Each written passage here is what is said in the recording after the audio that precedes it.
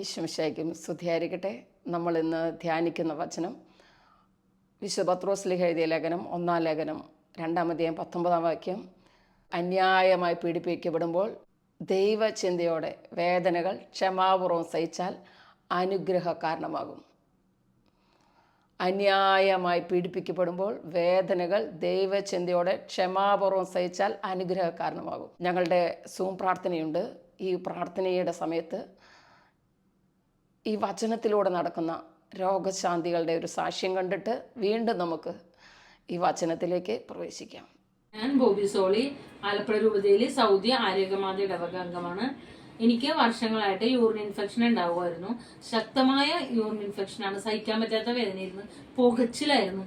ഇരിക്കാനും ഉറങ്ങാൻ പോലും പറ്റില്ല. ഇനി ഇംഗ്ലീഷ് മരുന്ന്, ആയുർവേദം, ഹോമിയോ ഒക്കെ ഞാൻ കഴിച്ചു. പക്ഷെ എനിക്ക് കുറവില്ല. ഞാൻ ഈ കൂട്ടായ്മയിലേക്ക് കടന്നു വന്നതിന് ശേഷം സിസ്റ്റർ പറഞ്ഞ വചനങ്ങളെല്ലാം അതനുസരിച്ച് ജീവിക്കാനും കൂടി തുടങ്ങിക്കഴിഞ്ഞപ്പോൾ എൻ്റെ യൂറിൻ ഇൻഫെക്ഷൻ പൂർണ്ണമായിട്ടും മാറി. അതിനുശേഷം എൻ്റെ കുടുംബത്തിൽ ഇതോടുകൂടി വളരെയധികം അനുഗ്രഹങ്ങൾ ഉണ്ടായി. എൻ്റെ മകൾക്ക് വിവാഹത്തിന് വളരെ തടസ്സങ്ങളായിരുന്നു. ഒരു അനുയോജ്യമായ ജീവിത പങ്കാളിയെ കിട്ടി. ദൈവസ്നേഹമുള്ളൊരു മകനെ കിട്ടി. പ്രഗ്നന്റ് ആകാനായിട്ട് ബുദ്ധിമുട്ടുണ്ടാവുമെന്ന് വിചാരിച്ചു. പക്ഷെ പെട്ടെന്ന് തന്നെ പ്രഗ്നന്റ് ആയി ഹോസ്പിറ്റലിൽ ചെന്നപ്പോഴത്തേക്കും 1.5 മാസമായപ്പോഴത്തേക്കും അവിടുത്തെ ഡോക്ടർമാർ പറഞ്ഞത് ഒരിക്കലും നോർമൽ ഡെലിവറി ആകൂലെന്നാണ്. പക്ഷെ എൻ്റെ മകൾ സുഖപ്രസവം നടക്കുകയുണ്ടായി. പിന്നെ ഒരു ആരോഗ്യമുള്ള ഒരു ആൺകുഞ്ഞിനെ കിട്ടി. അതിനുശേഷം ഈ പ്രസവത്തോടൊപ്പം തന്നെ 1.5 മാസമായപ്പോൾ 13 സെന്റിമീറ്ററുള്ള ഒരു ഫൈബ്രോയിഡ് ഉണ്ടായിരുന്നു. പക്ഷെ ആ ഫൈബ്രോയിഡ് പ്രസവത്തിന് ശേഷം ഓപ്പറേഷൻ ചെയ്യണമെന്നാണ് പറഞ്ഞിരുന്നത്. പക്ഷെ പ്രസവത്തിന് ശേഷം ചെക്കപ്പിനായി പോയപ്പോൾ ഡോക്ടർമാർ പറയുകയുണ്ടായി ആ ഫൈബ്രോയിഡ് പറ്റിപ്പോയെന്ന്. കർത്താവിന്റെ വലിയ അനുഗ്രഹത്തിന് ഞാനും എൻ്റെ കുടുംബവും ഈ പ്രെയർ ഗ്രൂപ്പിനോട് വളരെയധികം കടപ്പെട്ടിരിക്കുന്നു. ഈ കൂട്ടായ്മയിലേക്ക് കടന്നു വരുവാൻ നിങ്ങളെല്ലാവരും ദൈവം അനുഗ്രഹിക്കട്ടെ എന്ന പ്രാർത്ഥനയോടെ പ്രൈസ് ദി ലോർഡ്. ഹല്ലേലൂയ. നമ്മൾ ധ്യാനിക്കുന്ന വചനം വിശുദ്ധ പത്രോസ്ലീഹ 1-ാം ലേഖനം 2-ാം അധ്യായം 19 വാക്യങ്ങൾ. അന്യായമായി പീഡിപ്പിക്കപ്പെടുമ്പോൾ ദൈവചിന്തയോടെ വേദനകൾ ക്ഷമാപൂർവം സഹിച്ചാൽ അനുഗ്രഹ കാരണമാകും. നമ്മൾക്കൊരു വേദന ലഭിക്കുമ്പോഴേക്കും നമ്മളങ്ങ് കർത്താവിനോട് അത് എടുത്തു മാറ്റാൻ പറയും. അല്ലെങ്കിൽ എപ്പോഴും അസ്വസ്ഥപ്പെടുത്തുന്ന ഒരു വ്യക്തികൾ നമുക്കുണ്ടെങ്കിൽ നമ്മൾ എന്ത് ചെയ്യും? ആ വ്യക്തികളെ എങ്ങനെ അവിടെ നിന്ന് മാറ്റാം? കർത്താവെ, ആ വ്യക്തിനെ മാനസാന്തരപ്പെടുത്തണമേ. കർത്താവ്, ഈ വ്യക്തിനെ പെട്ടെന്ന് മാനസാന്തരപ്പെടുത്തണമേ. ഈ വ്യക്തി മൂലം ജീവിതം ഞാൻ നരകിച്ചു. ഈ വ്യക്തിയാണ് എൻ്റെ ജീവിതത്തിൻ്റെ നരകപ്പിന് കാരണം. ഇങ്ങനെ നമ്മളുടെ ആവലാതികൾ അങ്ങ് വർദ്ധിക്കും. നിങ്ങൾക്കൊരു കഷ്ടപ്പാടുണ്ടാകുമ്പോൾ, വേദന ഉണ്ടാകുമ്പോൾ, മറ്റുള്ളവരിന് അസ്വസ്ഥതയുണ്ടാകുമ്പോൾ നിങ്ങളത് ദൈവചിന്തയോടെ ക്ഷമാപൂർവം നിശബ്ദമായിട്ട് സഹിച്ചാൽ അപ്പോൾ നിങ്ങൾക്ക് നിങ്ങളുടെ മുന്നിൽ സ്വർഗീയ രഹസ്യങ്ങൾ വെളിപ്പെട്ട് കിട്ടും. സ്വർഗീയതയിലേക്ക് നീ പെട്ടെന്ന് പ്രവേശിക്കും. സ്വർഗീയതയിലേക്ക് പ്രവേശിക്കുന്നു മാത്രമല്ല, എവിടെ നീ സ്വർഗീയതയിലേക്ക് പ്രവേശിക്കുന്നു അവിടെ നിനക്ക് ഭൗതിക അനുഗ്രഹങ്ങൾ നൽകപ്പെടും പെട്ടെന്ന്. ഒരു കുടുംബത്തിൽ ഒരു വ്യക്തി ഇങ്ങനെയൊന്ന് ദൈവികതയെ, നിങ്ങൾക്കുണ്ടാകുന്ന ഡിസ്കംഫർട്ടിനെ, നിങ്ങൾക്കുണ്ടാകുന്ന അസ്വസ്ഥതകളെ ഇങ്ങനെ സ്വീകരിക്കാമെങ്കിൽ നിങ്ങളുടെ മക്കളും നിങ്ങൾ ഈ ഒരു നിങ്ങളുടെ സഹനത്തിലൂടെ നിങ്ങൾ അനുഗ്രഹിക്കപ്പെടും. വിലാപങ്ങളുടെ പുസ്തകം 3-ാം അധ്യായം 27, 28, 29 കർത്താവിൻ്റെ ഒരു വചനമുണ്ട്. ഇതാണ്: യൗവനത്തിൽ മുഖം വഹിക്കുന്നത് നല്ലതാണ്, അത് അവൻ്റെ മേൽ വെക്കുമ്പോൾ മുഖം മണ്ണിൽ പൂഴ്ത്തി അവൻ ഏകനായിരിക്കട്ടെ. ഒന്നാമത്തെ കാര്യം എങ്ങനെയാണ്? യൗവനത്തിൽ മുഖം വഹിക്കുന്നത് നല്ലതാണ്, അത് കർത്താവ് നിന്റെ മേൽ വെക്കുമ്പോൾ നീ ഏകനായിരിക്കട്ടെ, മുഖം മണ്ണിൽ പൂഴ്ത്തി നിശബ്ദമായിരിക്കട്ടെ. അത് നിന്റെ സഹനങ്ങൾ ദൈവം നിനക്ക് തരുമ്പോൾ 10 പേരുടെ അടുത്ത് അതിനെക്കുറിച്ച് പരാതിപ്പെട്ട് ആ സഹനങ്ങൾ നൽകുന്ന വ്യക്തിക്കിട്ട് പാരപണത് അതിനെതിരെ മറ്റുള്ളവരോട് സംസാരിച്ച് അതിനെതിരെ വഷളാക്കിയിട്ട് പിന്നെ നിനക്ക് അനുഗ്രഹമില്ല. എന്നാൽ നീ നിശബ്ദമായിട്ട് മുഖം മണ്ണിൽ പൂഴ്ത്തി ഏകനായിരുന്ന് നീ അത് ദൈവത്തിൽ നിന്ന് സ്വീകരിച്ച്, ആദ്യം നമ്മൾ കണ്ട വചനത്തിൽ എന്ന പോലെ അന്യായമായി പീഡിപ്പിക്കപ്പെടുമ്പോൾ ക്ഷമയോടെ ദൈവചിന്തയോടെ വേദനകൾ ക്ഷമാപൂർവം സഹിച്ചാൽ നിനക്ക് വലിയൊരു അനുഗ്രഹം വരും. നിനക്ക് ലോട്ടറി അടിച്ച പോലത്തെ അനുഗ്രഹമാണ് ഇതിലൂടെ വരിക. നിന്റെ ദൈവമായ കർത്താവ് ഇങ്ങനെ തന്നെയാണ് ലോകത്തിന് അനുഗ്രഹം നൽകിയത്. അതുകൊണ്ട് നിനക്കും പെട്ടെന്ന് അനുഗ്രഹം പ്രാപിക്കാൻ, പെട്ടെന്നൊരു ഉയർപ്പ് നിന്റെ ജീവിതത്തിൽ സംഭവിക്കാനുള്ള മാർഗം ഇത് തന്നെയാണ്. ഇനി യെശയ്യാ 53:10 ഇതിനേക്കാളും നല്ലൊരു വചനമുണ്ട്. എന്താണെന്നറിയോ? സഹനങ്ങൾ എവിടെ നിന്ന് വരുന്നു? സഹനങ്ങളുടെ നിന്റെ ക്രൂരമായ നിന്റെ അമ്മായിമ്മ, നിന്റെ മരുമോള്, നിന്റെ ആ റിലേഷൻ, ഈ റിലേഷൻ, ആ വ്യക്തി, ഈ വ്യക്തി നിന്നെ വേദനിപ്പിക്കുന്നതിൻ്റെ ഒക്കെ കാരണം കർത്താവ് യെശയ്യാ 53:10 പറയുന്നു. എന്താണ്? അവിടെ നിന്നാണ് അവനെ ക്ലേശങ്ങൾക്ക് വിട്ടുകൊടുത്തത്. പോയില്ലേ എല്ലാം? വ്യക്തിബന്ധങ്ങളല്ല, അവിടെ നിന്നാണ് അവനെ ക്ലേശങ്ങൾക്ക് വിട്ടുകൊടുത്തത്. ഇനി അടുത്ത വചനം എങ്ങനെയാണ്? നീ തന്നെ പാപപരിഹാര ബലിയായി തന്നെ സമർപ്പിക്കുമ്പോൾ നീ ദീർഘായുസ് പ്രാപിക്കും, സന്തതി പരമ്പരയെ കാണും, നീ ദീർഘായുസ് പ്രാപിക്കും. അത് ഈശോയെക്കുറിച്ചുള്ള വചനമാണ്. നിനക്കും ഇത് തന്നെയാണ് കർത്താവ് പറഞ്ഞിരിക്കുന്ന മാർഗം. നീ എന്ത് ചെയ്യണം?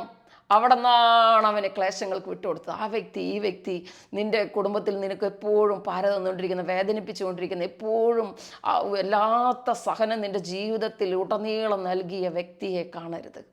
കർത്താവ് പറയാ, അതിൻ്റെ ഉത്തരവാദി ഞാനാണ് നൽകിയത്. അവിടെ നിന്നാണ് അവനെ ക്ലേശങ്ങൾക്ക് വിട്ടുകൊടുത്തത്. കർത്താവാണ് വിട്ടുകൊടുത്തതെന്ന് കർത്താവ് പറയുന്നത്. പിന്നെ നമ്മൾ ആർക്കെതിരെ പരാതി പറയുന്നത്? നമ്മൾ ആ സഹനം എടുത്തു മാറ്റാൻ നിയോഗം വെച്ച് പ്രാർത്ഥിച്ചുകൊണ്ടിരിക്കുക. നമ്മൾക്ക് വേദന തരുന്ന വ്യക്തിയുടെ മാനസാന്തരത്തിന് വേണ്ടി നമ്മൾ നല്ല നിയോഗം വെപ്പാണ്. പിന്നെ നമ്മൾ എന്തെല്ലാം പ്രാർത്ഥിക്കാമോ ഇത് മുഴുവൻ പ്രാർത്ഥിച്ചുകൊണ്ടിരിക്കുക. ഇന്ന് മുതൽ അത് മാറാൻ പ്രാർത്ഥിക്കരുത്. കാരണം എന്താണെന്നറിയോ? ഈ ഒരു സഹനത്തിലൂടെ നിനക്ക് നിൻ്റെ ജീവിതത്തിൽ വലിയ ആത്മീയ രഹസ്യം വെളിപ്പെട്ട് കിട്ടും. നീ വലിയ ആത്മീയ വളർച്ചയിലേക്ക് വരും. നിനക്ക് ആത്മീയത എവിടെ നിങ്ങൾക്ക് ലഭിക്കുന്നുണ്ടോ അവിടെ നിങ്ങളുടെ കുടുംബം മുഴുവൻ അനുഗ്രഹിക്കപ്പെടും. എന്നെ ആദരിക്കുന്നവരെ ഞാൻ ആദരിക്കുന്ന കർത്താവ് പറഞ്ഞിരിക്കും. ഈ ദൈവാനുഗ്രഹം എവിടെ നിന്ന് കിട്ടുന്ന ഈശോ പറഞ്ഞ്, ചെറിയ ചെറിയ സഹനങ്ങളിലൂടെ അത് മുഖം മണ്ണിൽ പൂഴ്ത്തി നിശബ്ദമായിട്ട് നീ സഹിക്കുക. എല്ലാവരുടെ ബഹളം വെച്ചിട്ട് സഹിച്ചിട്ട് അനുഗ്രഹമില്ല. എല്ലാവരുടെ നീ കുറ്റപ്പെടുത്തിയിട്ട് നിനക്ക് അനുഗ്രഹമില്ല. നീ അത് കുറ്റപ്പെടുത്താൻ നോക്കരുത്. ഒരക്ഷരം നീ അതിനെക്കുറിച്ച് പറയരുത്. ചിലർ കണ്ടിട്ടില്ലേ, ചെറിയൊരു പ്രശ്നങ്ങൾ ചില വ്യക്തികളിൽ നിന്നുണ്ടാകുമ്പോഴേക്കും അതൊക്കെ വീഡിയോ പിടിച്ചും മറ്റുള്ളവരുടെ മുന്നിൽ നാറ്റിക്കാൻ പോകരുത്. ഓരോ വ്യക്തിക്കും ദൈവ മുമ്പിൽ വലിയ വിലയുണ്ട്. ഓരോരുത്തരും പരിശുദ്ധാത്മാവിൻ്റെ ആലയമാണ്. 1 കൊരിന്ത്യർ 3:16 നിങ്ങളുടെ ശരീരം ദൈവത്തിൻ്റെ ആലയമാണ്. അതുകൊണ്ട് ആരെയും കുറ്റം വിധിക്കുകയോ ആരെയും വേദനിപ്പിക്കുകയോ ആരെയും മറ്റുള്ളവരുടെ മുന്നിൽ നാണം കെടുത്തുകയോ നമ്മൾ ചെയ്യാൻ പാടില്ല. നമ്മൾക്ക് ലഭിക്കുന്ന സഹനങ്ങൾ ദൈവം തന്നതാണെന്നാണ് യെശയ്യാ 53:10 പറയുന്നത്. അവിടെ നിന്നാണ് അവനെ ക്ലേശങ്ങൾക്ക് വിട്ടുകൊടുത്തത്. വലിയ അനുഗ്രഹം എങ്ങനെ നമുക്ക് വരും? ഇതങ്ങ് ഈശോയ്ക്ക് സമർപ്പിച്ച് നിശബ്ദമായിട്ട്. എന്താ ഈശോ പറഞ്ഞ? യെശയ്യാ 53:10 അവിടെ നിന്നാണ് അവന് ക്ലേശങ്ങൾക്ക് വിട്ടുകൊടുത്ത്. അവൻ തന്നെ പാപപരിഹാര ബലിയായി സമർപ്പിക്കുമ്പോൾ തൻ്റെ സന്തതി പരമ്പരയെ കാണും, നീ ദീർഘായുസ് പ്രാപിക്കും. തൻ്റെ സന്തതി പരമ്പരയെ കാണും, ദീർഘായുസ് പ്രാപിക്കും. ഇത് തന്നെ, ഇങ്ങനെ തന്നെ നമ്മൾ എടുക്കണം. എങ്ങനെ ഈശോ എടുത്തത്?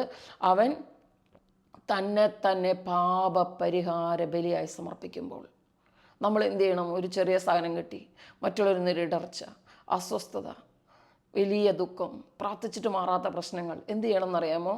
നമ്മുടെ പാപത്തിന് പരിഹാരമായിട്ടും ഇതുപോലുള്ള അനേകരുടെ പാപത്തിന് പരിഹാരമായിട്ടും നീ അതൊന്ന് സമർപ്പിക്കുമ്പോൾ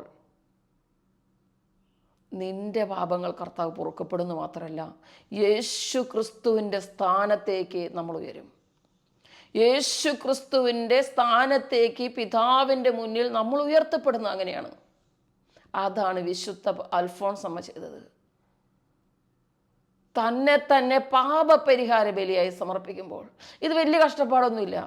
നമുക്ക് പല പാരകൾ അവിടെ നിന്ന് ഇവിടെ നിന്നൊക്കെ കിട്ടും ഡെയിലി. നമുക്ക് പല വിഷമങ്ങളും പലയിടത്തു നിന്നും, നമ്മുടെ കൂടെയുള്ളവരിൽ നിന്നും പിന്നെ നമ്മുടെ ചുറ്റുപാടുള്ളവരിൽ നിന്നെല്ലാം നമുക്ക് കിട്ടും. അതിനെ സാരമില്ല, ആരോടും ഒരു പരാതിയില്ല. ദൈവം ആഗ്രഹിക്കുമ്പോൾ എടുത്തു മാറ്റപ്പെടട്ടെ. ഈശോയ്ക്ക് സമർപ്പിക്കുന്നു. ഇതുപോലെയുള്ള അനേകർക്ക് വേണ്ടി, മക്കളെക്കുറിച്ചുള്ള വേദനയാണോ? അനേകം മക്കളെക്കുറിച്ചുള്ള വേദന അനുഭവിക്കുന്നവർക്ക് വേണ്ടിയും എൻ്റെ പാപപരിഹാരത്തിന് വേണ്ടിയും കാഴ്ചവെക്കുന്നു. മദ്യപാനത്തെക്കുറിച്ചുള്ള വേദന അനുഭവിക്കുന്ന ഒരുപാട് അമ്മമാരുണ്ട്. മക്കളെക്കുറിച്ച് വേദന അനുഭവിക്കുന്ന ഒരുപാട് പേര്, സാമ്പത്തിക ബുദ്ധിമുട്ടിൻ്റെ വേദന അനുഭവിക്കുന്ന അനേകം പേര്, കുടുംബ കലഹത്തിൻ്റെ നൊമ്പരം അനുഭവിക്കുന്ന അനേകം പേര്, എല്ലാം ഇതുപോലെയുള്ളവർക്ക് വേണ്ടി. അതാണ് ഈശോ ചെയ്തത്. പാപപരിഹാരത്തിനായി സമർപ്പിക്കുമ്പോൾ സന്തതി പരമ്പരയെ കാണും, അനുഗ്രഹം ലഭിക്കും. നിനക്ക് അനുഗ്രഹം ലഭിക്കുന്ന കൃപയാണ് അതിനകത്തിരിക്കുന്നത്. പെട്ടെന്ന് ലോട്ടറി അടിച്ച പോലെ ആത്മീയതയിൽ വളരാനുള്ള മാർഗം ഇതാണ്.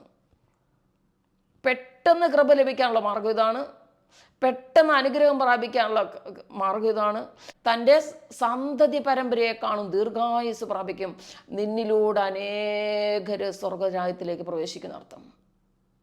നിന്നിലൂടെ അനേകർ സ്വർഗരാജ്യത്തിലേക്ക് പ്രവേശിക്കും. നീയും പ്രവേശിക്കും. വിശുദ്ധ യാക്കോബ് ശ്ലീഹയുടെ ലേഖനം 5:20 എന്താണ്? അനേകരെ തിന്മയിൽ നിന്ന് പിന്തിരിപ്പിക്കുന്ന വ്യക്തി തൻ്റെ ആത്മാവിനെ മരണത്തിൽ നിന്ന് രക്ഷിക്കുന്നു, തൻ്റെ പാപത്തിന് പരിഹാരം ചെയ്യുന്നു. ഇത്രയും വലിയൊരു കൃപയാണ് നമുക്ക് നമ്മുടെ സഹനങ്ങളിലൂടെ ലഭിക്കുന്നത്. വലിയ വലിയ സഹനങ്ങളൊന്നും വേണമെന്നില്ല. നമുക്ക് അന്നൊന്നും വേണ്ടുന്ന ആഹാരം കിട്ടണമെന്ന് നമുക്ക് എന്തെങ്കിലുമൊക്കെ കിട്ടും. പല അസ്വസ്ഥതകളും പല ചരണ്ടലുകളും പല ചൊറിയലുകളും മറ്റുള്ളവരിൽ നിന്നും കൂടെയുള്ളവരിൽ നിന്നും എല്ലാം കിട്ടും. അതങ്ങ് ഈശോയ്ക്ക് സമർപ്പിക്കുക. ആരോടൊന്നും പറയണ്ട.